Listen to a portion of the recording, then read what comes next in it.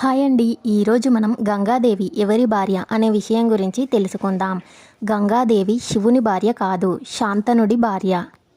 పూర్వం భగీరథుడు తన పితృదేవతల సంతృప్తి కోసం గంగను భూమిపై దింపాలనుకుంటాడు. దానికై కఠోర తపస్సు చేస్తాడు. అప్పుడు గంగ వరమిస్తుంది. నేను భూమిపైకి వస్తాను, కానీ నా ఉధృతి ఎక్కువగా ఉంటుంది. దానిని తట్టుకునేవారు ఎవరైనా ఉంటే భూలోకానికి వస్తానని చెబుతుంది. అప్పుడు భగీరథుడు శివుని కోసం కఠోర తపస్సు చేస్తాడు. శివుడు ప్రత్యక్షమై దానికి ఒప్పుకుంటాడు. గంగాదేవి ఉధృతిని శివుడు తన జటాజూటంలో బంధిస్తాడు. తరువాత గంగ భూమిపైకి దిగుతుంది. అందువల్లే శివుడు గంగాధరుడయ్యాడు.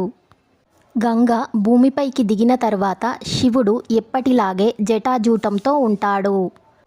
కొందరు గంగాదేవి శివుని భార్య అని ప్రచారం చేస్తూ ఉన్నాడు.